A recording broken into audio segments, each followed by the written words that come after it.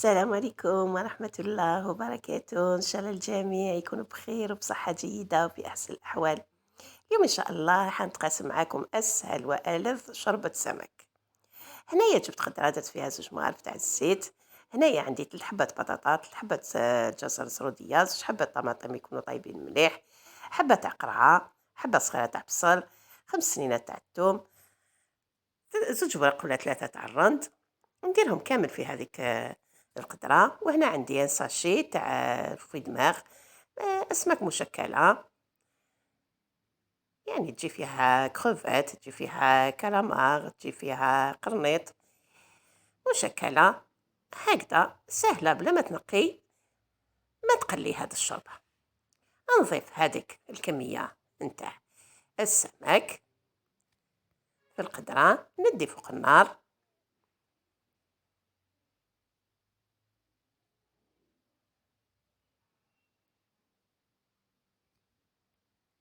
نضيف مغرفة تاع فلفل حار، يعني شوربة سمك تجي حارة، واختياري اللي يحب يضيفها اللي ما يحبش يضيفهاش. والملح هذا واش نضيف، يعني باش نحافظ على هذيك النكهة تاع السمك. هكذا فوق النار نخلط كلش، نضيف الماء ونخليه كلش يذوب. ماهيش راح تدي 10 دقايق، ماكسيموم ربع ساعة، وتتحصلي على آلاف شوربة سمك. هكذا نضيف الماء، نغطي عليها ونخليها.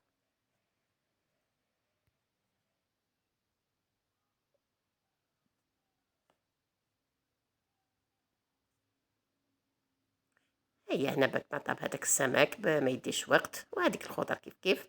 نحي هذوك الوريقات تاع الرند، هنا راني نحوس على الثانية ما صداش. دوك نصيبها نحيها، فو فيغ اتونسيون ما تخليوهمش في لاسوب، يعني لا واحد فاتلو في لاكورج تجي ديفيسيل. هنايا نميكسي هذيك الشوربة، وهنايا ها هي وجدة سهلة خفيفة وتوجديها في وقت قصير. إن شاء الله تعجبكم وصفة اليوم، تجربوها، وإلى فيديو قادم إن شاء الله، والسلام عليكم ورحمة الله وبركاته.